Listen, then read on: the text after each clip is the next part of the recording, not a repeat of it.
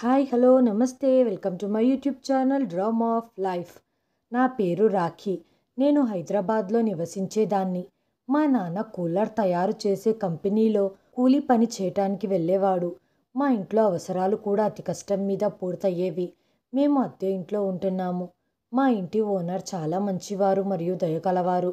మేము ఈ విషయంలో దేవుడికి కృతజ్ఞతలు చెప్పుకోవాలి. ఎందుకంటే అతను ఎప్పుడు కూడా అద్దె డబ్బుల కోసం గొడవ చేయలేదు. పైగా అతడు మా పరిస్థితిని చూసి మాకు కొంత సహాయం కూడా చేసేవాడు. అతను ధనవంతుడు. అతను అద్దెలకు ఇంకా చాలా ఇల్లులిచ్చారు. మేము ఇద్దరం అక్కా చెల్లెళ్ళం ఉండేవాళ్ళం. మాకు అన్న కానీ తమ్ముడు కానీ ఎవ్వరూ లేరు. పెద్దక్క పేరు బిందు. 16 ఏళ్లలో నేను నా 10th పూర్తి చేశాక ఇంట్లోనే ఉండటం మొదలుపెట్టాను. మా అక్క బిందు పెళ్ళి చాలా తొందరగా జరిగిపోయింది.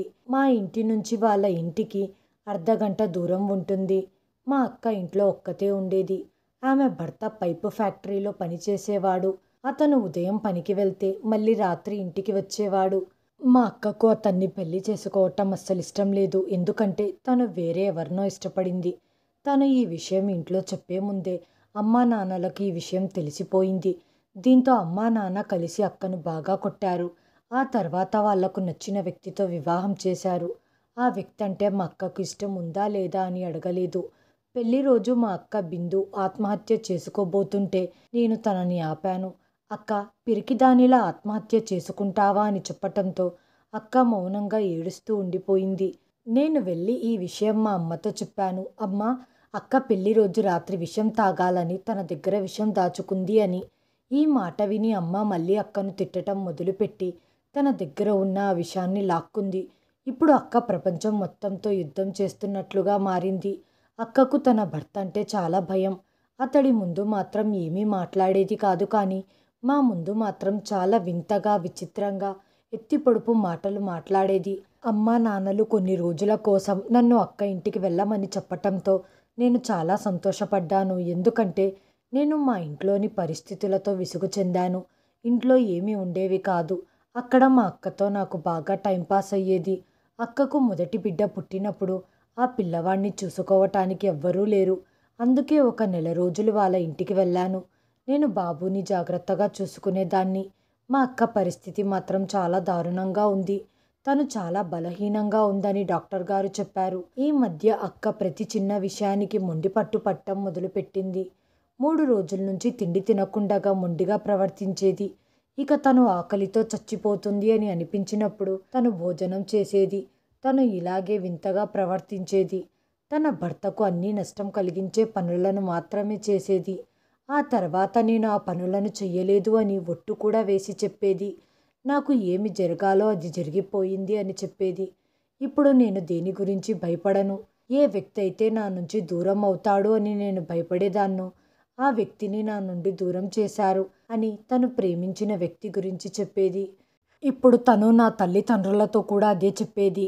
అమ్మ, మీరిప్పుడు మీ చిన్న కూతురికి కూడా పెళ్లి చేసేయండి. తనని ఇంకా ఎందుకు కూర్చోపెట్టుకున్నారు? నాకు 17 ఏళ్ల వయసులో పెళ్లి చేసి నా గొంతు కోశారు. తనకు 18 ఏండ్లు వచ్చినా ఇంకా ఎందుకు పెట్టుకున్నావు?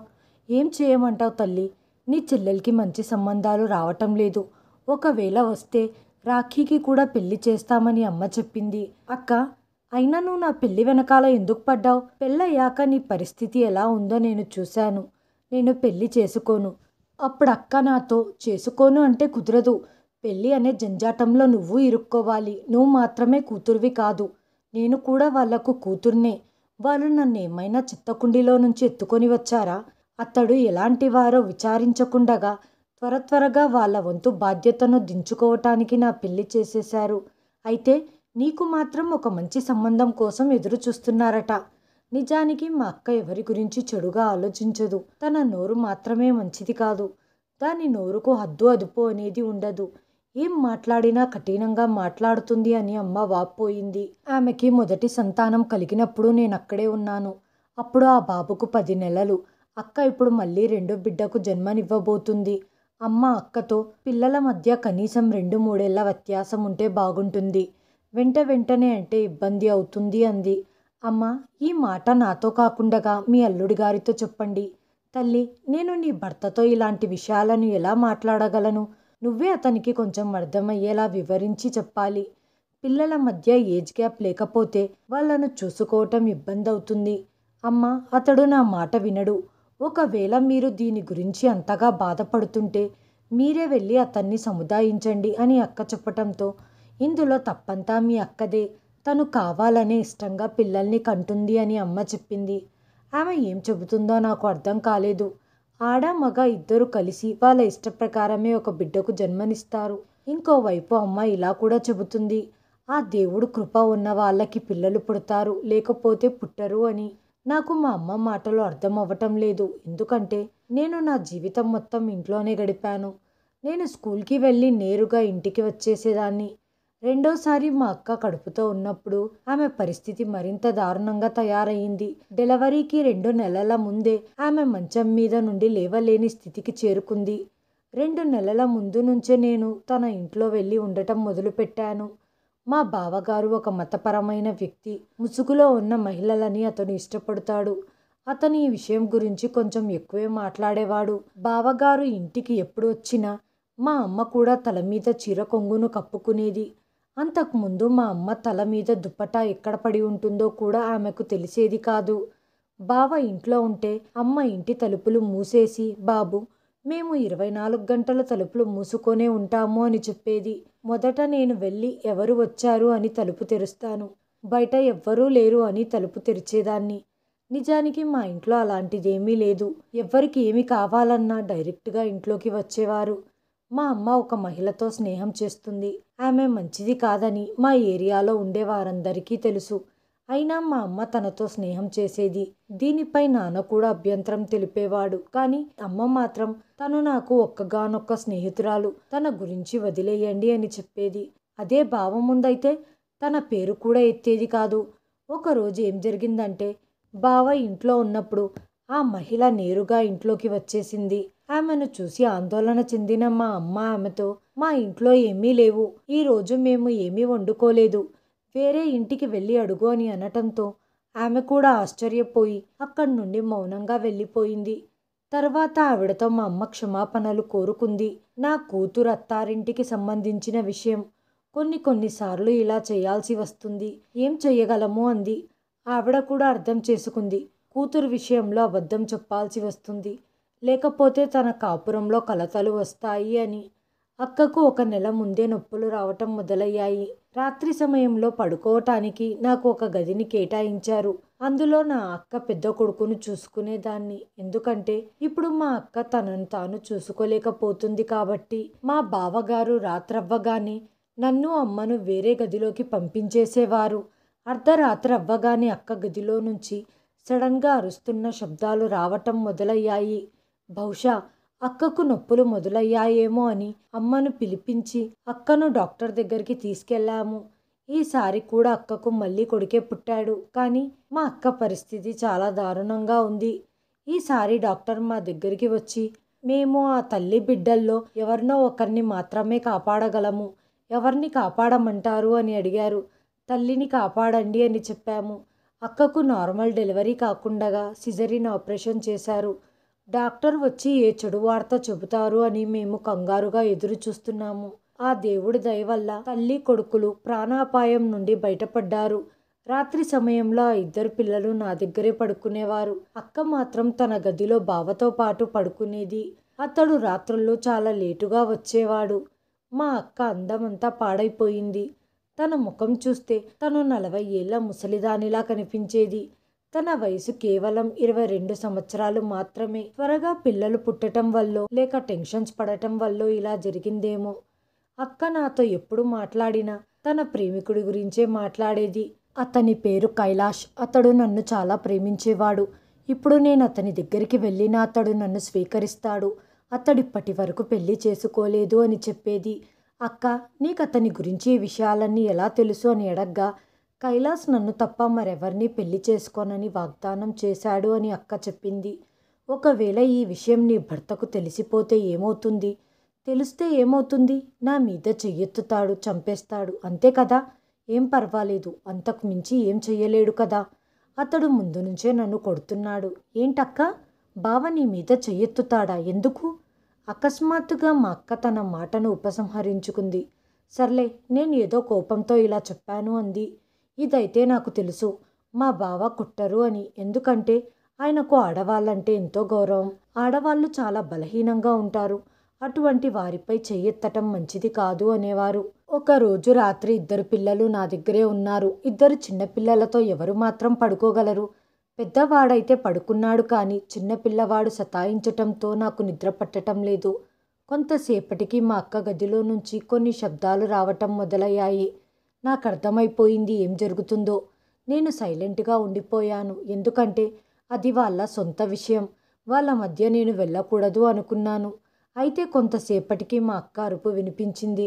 తను తన భర్తతో క్షమాపణలు కోరుకుంటుంది. నేను లేచి బయట హాల్లోకి రాగానే శబ్దాలు రావటం ఆగిపోయాయి. వీళ్ళేం మాట్లాడుకుంటున్నారో నేను వినాలి అనుకున్నాను. ఆ తర్వాత మళ్ళీ శబ్దం వినిపించలేదు. ఉదయం ఈ విషయం గురించి అక్కని ఏమీ అడగలేదు. తను వింతగా ముఖం పెట్టుకుంది. ప్రపంచంలోని బాధలన్నీ తనే భుజాల మీద మోస్తున్నట్టుగా ముఖం పెట్టేది. నిజానికి మా అక్క కొంచెం మొండిగా ప్రవర్తిస్తుంది. బహుశా రాత్రి ఈ కారణంగానే బావగారు అక్కను అడుస్తూ ఉండవచ్చు. మాకు మా అక్క గురించి బాగా తెలుసు. మా బావ మరీ అంత చెడ్డవాడు కాదు. తను ఎప్పుడూ మా బావ జేబులో నుంచి డబ్బులు తీసి నాకు తెలియదు అవి ఎలా పోయాయో అని చెప్పేది. ఒక్కొక్కసారి తన భర్త బట్టల్ని కాల్చేసి నేను కాల్చలేదు అని చెప్పేది. ఒక్కోసారి అతని బట్టలు మురికి అయ్యేలా ఏదైనా విసిరేసి ఆపై ఆమె స్వయంగా, ఏంటి బట్టలు ఇలా ఉన్నాయి, నేను శుభ్రం చేసిస్తాను అని చెప్పి బట్టల్ని తీసుకెళ్లి ఉతకటానికి చాలా సమయం చేసేది.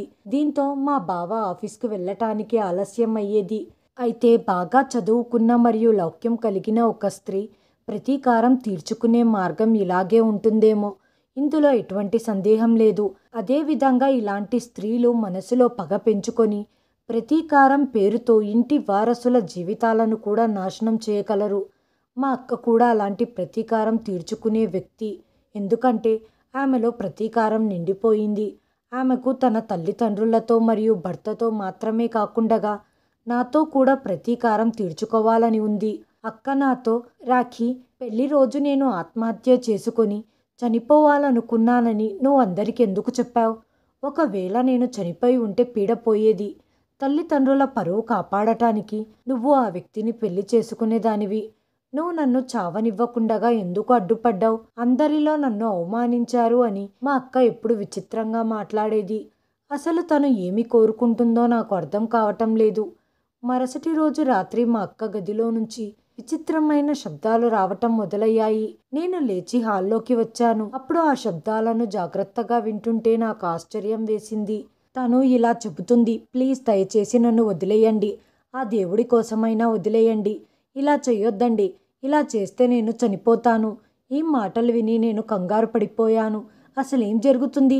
బావ అక్కతో ఎటువంటి గొడవ పడటం లేదు. తనని తిట్టటం లేదు. మా అక్కే కావాలని ఇలా చెబుతుంది. ఇలా ఎందుకు జరుగుతుందో నాకు తెలియటం లేదు. మరుసటి రోజు మా అక్క ఆరోగ్యం బాగా పాడైపోయింది. తను డాక్టర్ దగ్గరికి వెళ్దాము అని చెప్పింది. నేను పిల్లల్ని అమ్మ దగ్గర వదిలేసి మా అక్కను డాక్టర్ దగ్గరికి తీసుకొని వెళ్ళాను.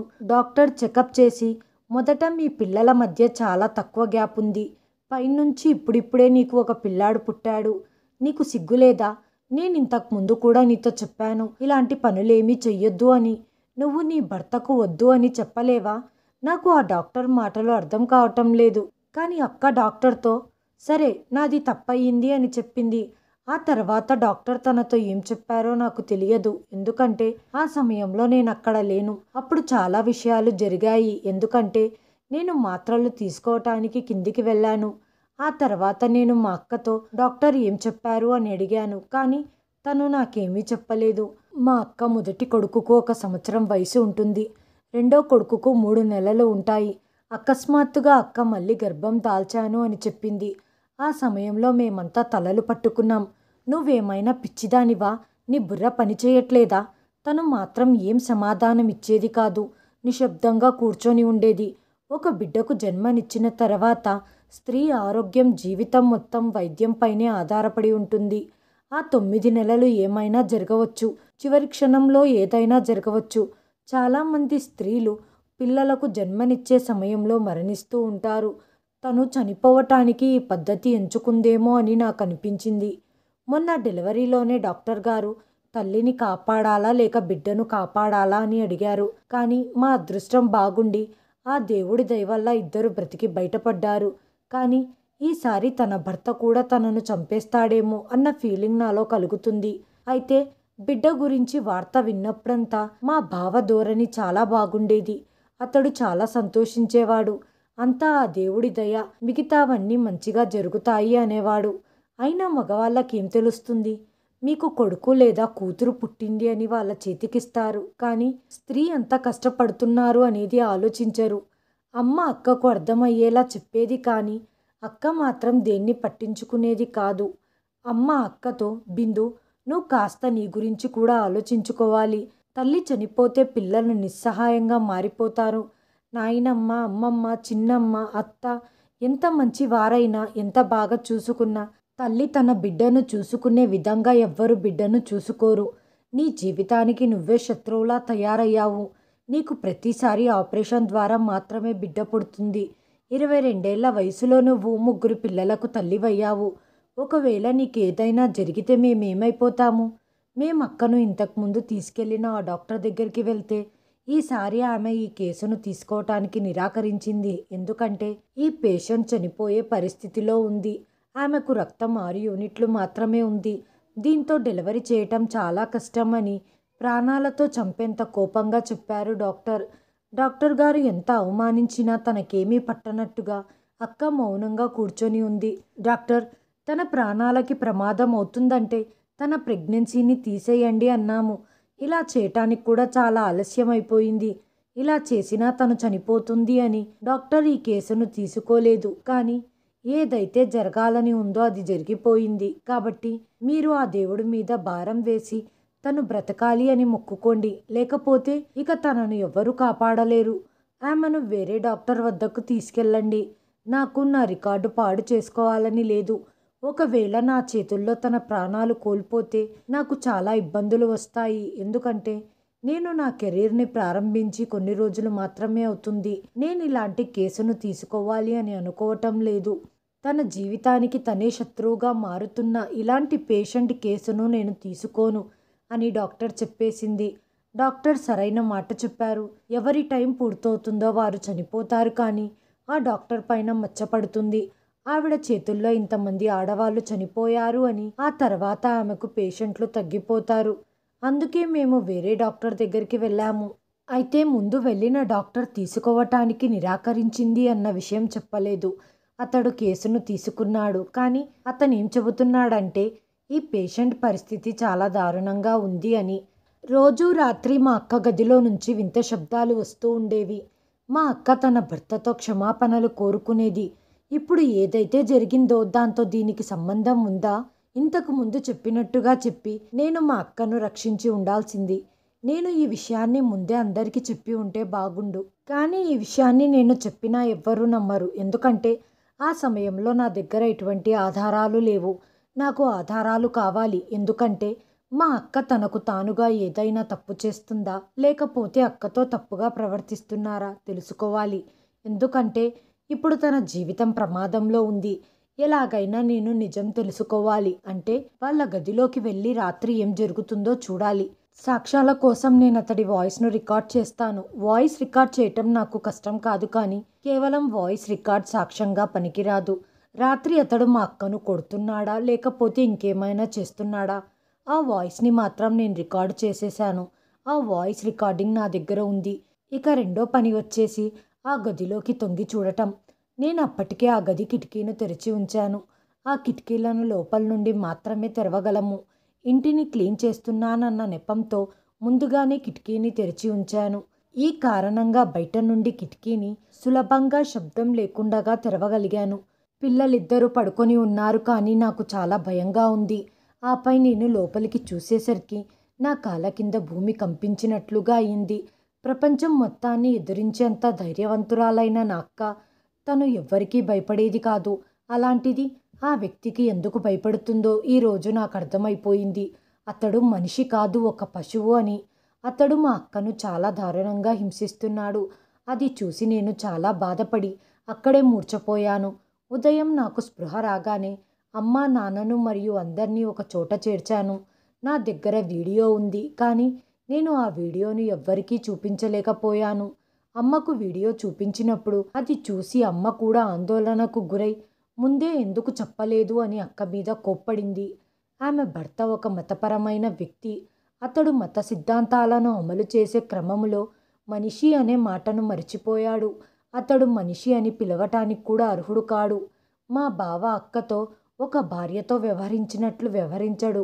బజార్లో కొన్న వస్తువులను చూసినట్టు చూస్తాడు. కావాలనే ఆమెతో పిల్లల్ని పుట్టించేవాడు.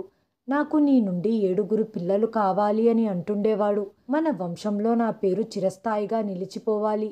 ఆరోగ్యం సహకరించలేదని కడుపులో ఉన్న పిల్లల్ని చంపే ప్రయత్నం చేసినా, లేక పిల్లలు పుట్టకుండగా నువ్వేమైనా మందులు తిన్నావంటే నువ్వు కన్న పిల్లల్ని నిన్ను కూడా చంపేస్తాను అని అక్కను బెదిరించేవాడు, కొట్టేవాడు.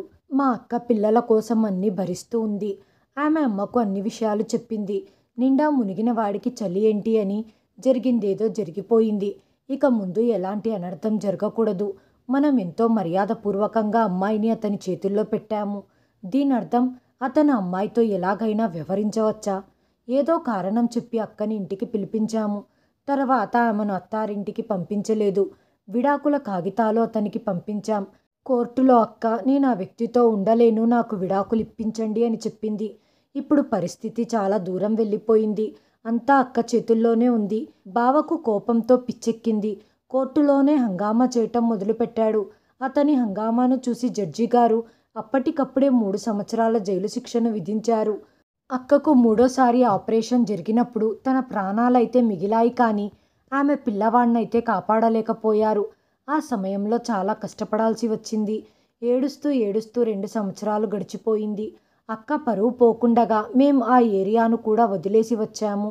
అక్క ఎవరినైతే పెళ్లి చేసుకోవాలి అని అనుకుందో అదే అబ్బాయి మా ఇంటికి సంబంధం మాట్లాడటానికి వచ్చాడు. కానీ ఇంట్లో వాళ్ళు కుదరదు అని చెప్పేశారు. ఆ అబ్బాయి మా అక్కను పెళ్లి చేసుకోవటం అంటే మాకున్న పెద్ద సమస్య నుండి మమ్మల్ని బయటపడేయటమే. మా కష్టాలు చాలా వరకు తీరిపోతాయి. మా అక్క 22 ఏళ్లకే మా ఇంటికి వచ్చేసింది. మా ఇంట్లో వాళ్ళు ఆ అబ్బాయి గురించి ఎంక్వైరీ చేసుకొని అక్క భవిష్యత్తు బాగుంటుందనే ఉద్దేశంతో అతనితో పెళ్లి నిశ్చయించారు. రిజిస్టర్ ఆఫీస్లో ఇద్దరికి పెళ్లి జరిగింది. అతను 2 పిల్లల్ని మరియు మీ అమ్మాయిని కూడా జాగ్రత్తగా చూసుకుంటాను అని మాట ఇచ్చాడు. నిజమైన ప్రేమంటే ఇలాగే ఉంటుందేమో. సమాజంలో ఇంతటి మంచివాళ్ళు ఉండటం వల్లే కొద్దో గొప్ప వర్షాలు కురుస్తున్నాయి. ఇంకోవైపు సమాజంలో మా బావ లాంటి రాక్షసులు కూడా ఉన్నారు. ఆడపిల్ల తల్లిదండ్రులు అమ్మాయికి పెళ్లి చేసేటప్పుడు బరువు బాధ్యత తీరింది అనుకుంటారు. అదే సమయంలో ఎవరికిచ్చి చేస్తున్నాం అనేది జాగ్రత్తగా పరిశీలించి చెయ్యాలి. కేవలం డబ్బు ఒక్కటే అన్ని సమస్యలకు పరిష్కారం కాదు. డబ్బు ఉన్నా లేకపోయినా భార్యకు విలువనిచ్చి ఆమెను సక్రమంగా చూసుకునే వాడినే ఇచ్చి చెయ్యాలి. అక్క ఇప్పుడు తన ఇంట్లో సంతోషంగా ఉంది. నాకు కూడా మంచి సంబంధం చూసి పెళ్లి చేశారు. నేను ఎవరినైతే కోరుకున్నానో అతన్ని నాకు భర్తగా తెచ్చారు. ఆయన మానవత్వం గల నిజాయితీ ఉన్న వ్యక్తి. అమ్మా నాన్న ముసలివాళ్ళైపోయారు. వాళ్ళను నేనే చూసుకుంటున్నాను. మేమంతా ఎంతో ఆనందంగా జీవిస్తున్నాము. హాయ్ ఫ్రెండ్స్, ఈ వీడియోను చివరి వరకు చూసినందుకు ధన్యవాదాలు. ప్లీజ్ సబ్స్క్రైబ్ చేయండి, లైక్ చేయండి, షేర్ చేయండి, కామెంట్ చేయండి. Thanks for watching.